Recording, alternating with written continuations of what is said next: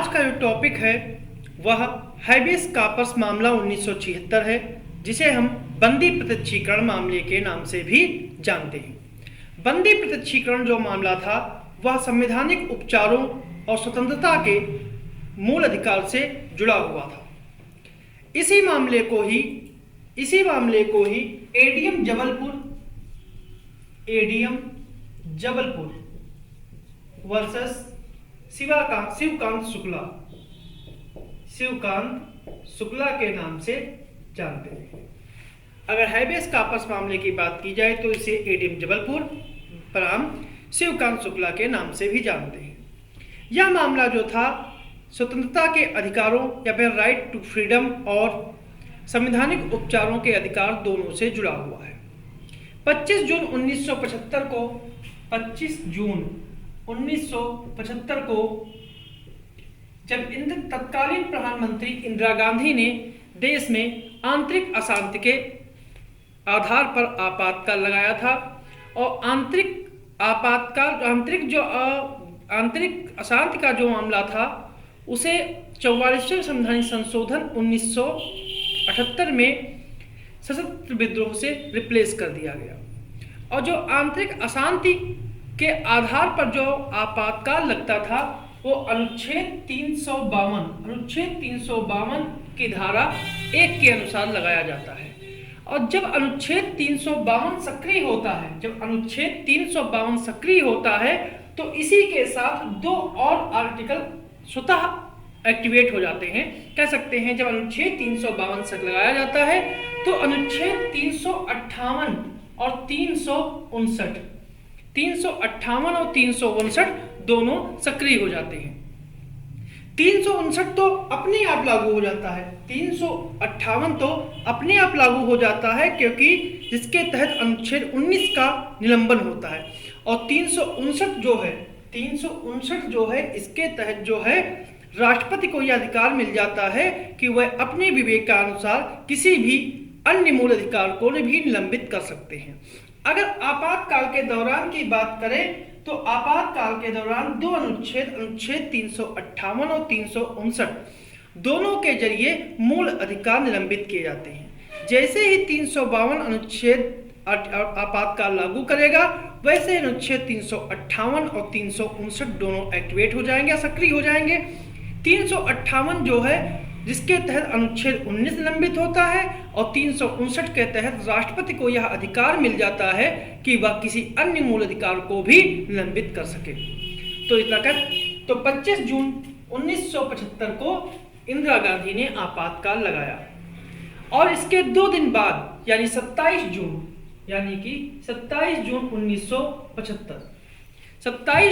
1975 को राष्ट्रपति ने अनुच्छेद 359 के तहत एक आदेश जारी किया कि मूल अधिकार के तहत आने वाले अनुच्छेद 14, 21 और 22 को भी निलंबित किया जाता है। मतलब कि 25 जून 1975 को भारत सरकार ने आपातकाल लागू किया और 27 जून को राष्ट्रपति ने उद्घोषणा की कि 14, 21 और 22 को भी निलंबित कर दिया गया। साथ ही में आदेश ये भी जोड़ दिया गया कि अनुच्छेद 32 और 226 का इस्तेमाल निलंबित किए गए अधिकारों की बहाली के लिए नहीं हो सकता। कह सकते हैं कि अनुच्छेद 32 और 226 के तहत ही कोई भी व्यक्ति न्यायालय जा सकता है, लेकिन जो अधिसूचना 27 जून को जारी की गई इसके तहत ये कर दिया गया कि 32 और 226 का इस्तेमाल किए करके कोई भी निलंबित किए गए अधिकारों की बहाली के लिए न्यायालय नहीं जाया जा सकता। यहाँ पर 2 बातें जानने योग्य और हैं कि अगर आपातकाल लगाया जाता है तो राष्ट्रपति अनुच्छेद 20 और 21 का निलंबन नहीं कर सकता है। यह कब जोड़ा गया? 20 और 21 का निलंबन कभी नहीं हो सकता। यह जोड़ा गया था 44वें संवैधानिक संशोधन 1978 में यह व्यवस्था जो है वो 44वें संवैधानिक संशोधन 1978 में जोड़ी गई। दूसरी है अनुच्छेद 32 और 226 मूल अधिकारों के रक्षा के लिए एक सर्वोच्च न्यायालय और उच्च न्यायालय को प्राप्त अधिकार है। अनुच्छेद 32 के तहत सर्वोच्च न्यायालय मूल अधिकारों की रक्षा करता है और 226 के तहत उच्च न्यायालय अधिकार की रक्षा करता है। इसीलिए 1971 में एक निवारक निरोध के लिए आंतरिक सुरक्षा देखरेख अधिनियम पारित किया, जिसे कहते हैं इंटरनल सिक्योरिटी मेंटेनेंस एक्ट, यानी कि कह सकते हैं मीसा। ठीक है, इंटरनल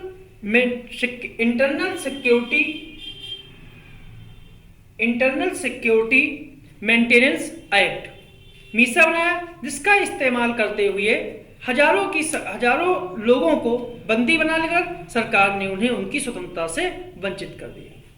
मीसा एक क्या था? एक निवारक निरोध कानून था। निवारक निरोध कानून जो होते हैं वो दो प्रकार के होते हैं। एक होते हैं दंडात्मक और दूसरे होते हैं निवारक।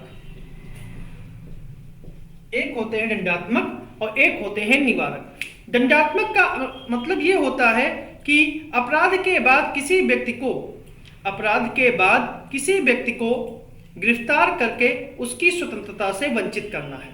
मतलब किसी भी व्यक्ति को स्वतंत्रता से वंचित करना है, ये दंडात्मक निरोध होता है। और निवारक निरोध उसे कहते हैं कि भविष्य में कोई व्यक्ति अपराध न कर बैठे, इसीलिए उसे पहले ही गिरफ्तार कर लिया जाना है और उसकी स्वतंत्रता को छीन लेना है। इसी उद्देश्य से के लिए यह मीसा कानून बनाया गया था और इसके तहत ही, मीसा के तहत ही इंदिरा गांधी ने जयप्रकाश नारायण, लालू प्रसाद यादव, मोरारजी देसाई सहित बड़े नेताओं को जेल में बंद कर दिया था। तो कुल मिलाके स्थिति कुछ ऐसी थी कि बड़े नेताओं सहित लगभग 40,000 लोग निवारक निरोधी कानून के तहत जेल में बंद थे। वह अपनी आजादी की मांग के लिए कोर्ट भी नहीं जा सकते थे, क्योंकि अनुच्छेद 14, 21 और 22, 14, 21 और 22, ये 14, 21 और 22 ये दो सरकार ने निलंबित कर दिए थे। फिर भी हजारों लोगों ने उच्च न्यायालय में इस आधार पर याचिका दी कि व्यक्तिगत स्वतंत्रता सिर्फ अनुच्छेद 21 से थोड़ा ना मिलती है, बल्कि ये तो प्राकृतिक कानून है। प्राकृतिक कानून वो होते हैं यानी कि जीने का अधिकार, न्याय का अधिकार और न्यायालय के द्वारा समय समय पर सुनाए गए फैसलों से मिलते हैं। फिर भी उच्च न्यायालय के लिए इस सुनवाई करना मुश्किल था, क्योंकि अनुच्छेद 226 के तहत मिले अधिकार का इस्तेमाल नहीं किया जा सकता। फिर भी उच्च न्यायालय ने मीसा नामक कानून पर सुनवाई की, जिसका सरकारी वकीलों की तरफ से काफी विरोध हुआ।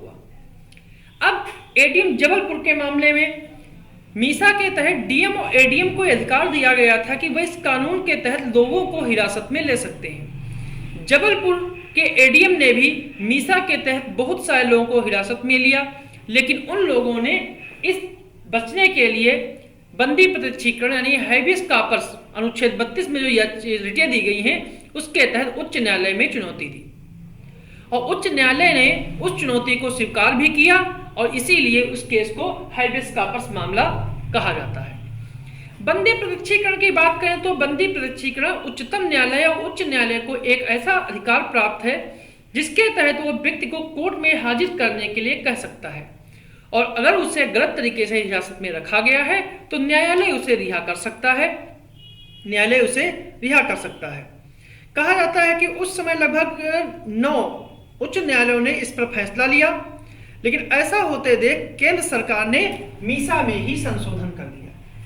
मतलब कि जब उच्च न्यायालयों ने फैसला लिया उससे पहले ही केंद्र सरकार ने मीसा में संशोधन कर दिया, तो इसमें कई बदलाव कर दिए गए। पहला बदलाव यह कर दिया गया कि 3 महीने के बाद भी किसी व्यक्ति को हिरासत में रखा जा सकता है, और उसके लिए अब सलाहकारी बोर्ड की जरूरत नहीं थी। मतलब कि 3 महीने के बाद भी किसी व्यक्ति को हिरासत में रखा जा सकता है, और उसके लिए किसी भी सलाहकारी बोर्ड की जरूरत नहीं थी। जबकि अनुच्छेद 22 जो है वो कहता है कि निवारक निरोध में रखे गए व्यक्तियों को 3 महीने से ज्यादा तक नहीं रखा जा सकता, और अगर रखना है तो सलाहकारी बोर्ड ऐसा करने को कहे। अगर सलाहकार बोर्ड कह देता है तब तो 3 महीने से अधिक रख सकते हैं, अदरवाइज नहीं रख सकते थे। लेकिन मीसा में जो संशोधन हुआ उसमें यह कह दिया गया कि किसी भी व्यक्ति को 3 महीने से भी अधिक रखा जा सकता है। सलाहकार बोर्ड में वह व्यक्ति शामिल होते हैं जो या तो उच्च न्यायालय के न्यायाधीश हैं, या फिर न्यायाधीश रह रहे हैं, या फिर न्यायाधीश नियुक्त किए जाने योग्य हैं। दूसरा कहा गया कि व्यक्तिगत स्वतंत्रता का अधिकार का स्रोत केवल अनुच्छेद 21 है, न कि कोई प्राकृतिक कानून या फिर कोई अन्य कानून। यानी कि प्राकृतिक कानून के आधार पर अब कोर्ट नहीं जाया सकता।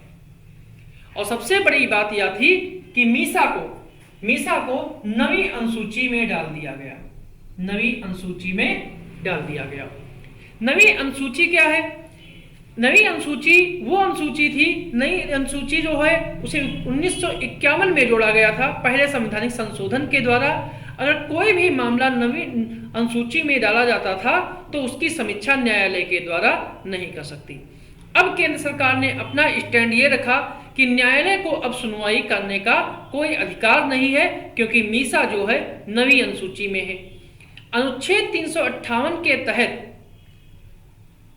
अनुच्छेद 19 पहले से निलंबित है और अनुच्छेद 359 के जरिए 14, 21 और 22 निलंबित कर दिया गया।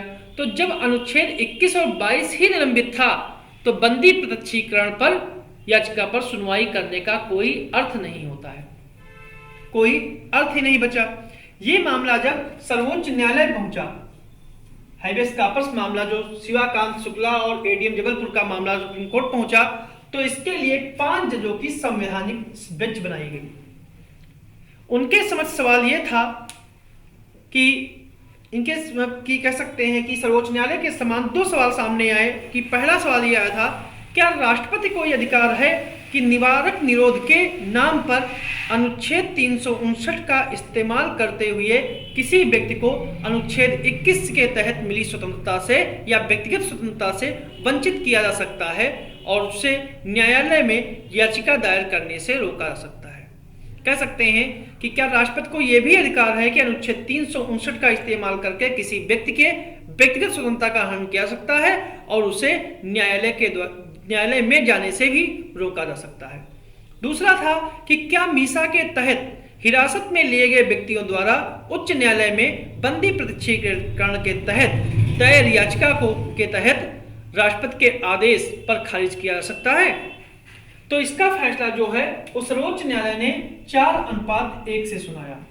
4:1 से सुनाया और केंद्र सरकार के सभी कृत्यों को विधि द्वारा स्थापित प्रक्रिया के आधार पर सही माना। तो इस प्रकार से कह सकते हैं कि एक तरह से सरकार के सभी इन कार्यों से बरी कर दिया गया। 4 न्यायाधीश जो थे, मुख्य न्यायाधीश आदित्यनाथ रे, न्यायमूर्ति हमीदुल्ला बेग और पीएन भगवती और न्यायमूर्ति वाईवी चंद्रचूड़ ने बहुमत ने आपातकाल की घोषणा और अनुच्छेद 21 के निलंबन को सही माना। और दूसरी बात यह थी कि राष्ट्रपति के आदेश के मद्देनजर नजरबंदी के आदेश की वैधानिकता को चुनौती देने के लिए किसी भी व्यक्ति के पास अनुच्छेद 226 के तहत बंदी प्रत्यक्षीकरण या अन्य किसी भी रिट को उच्च न्यायालय के समक्ष रखने का अधिकार नहीं है। इसलिए सुप्रीम कोर्ट के इस फैसले को आज भी एक दाग की तरह देखा जाता है। सिर्फ एक न्यायाधीश HR खन्ना को छोड़कर सभी का मत एक समान था। इसके लिए 2017 में एक दूसरा मामला सामने आया था, KS पुत्तास्वामी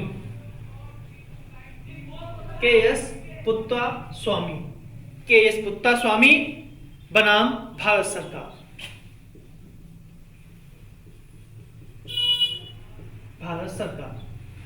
इस मामले में सर्वोच्च न्यायालय ने स्वीकार किया कि एडीएम जबलपुर का मामला जो था वो गलत था और इस तरह लगभग 40 वर्ष बाद एडीएम जबलपुर के दिए गए फैसले को खारिज कर दिया।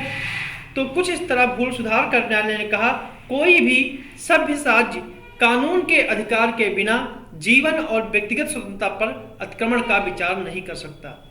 ना तो जीवन ना ही स्वतंत्रता राज्य द्वारा दिया गया इनाम है और ना ही संविधान इन अधिकारों का निर्माण करता है। बल्कि जीवन का अधिकार जो है वो संविधान के आने से पहले भी मौजूद था। इसलिए जो सर्वोच्च न्यायालय ने 1976 में हैबेस कॉर्पस के मामले में निर्णय दिया वो त्रुटिपूर्ण था और 1978 में इसे जोड़ा गया कि 20 और 21 कभी भी निलंबित नहीं किए जा सकते हैं। तो ये था आज का टॉपिक हैबेस कॉर्पस मामला 1976।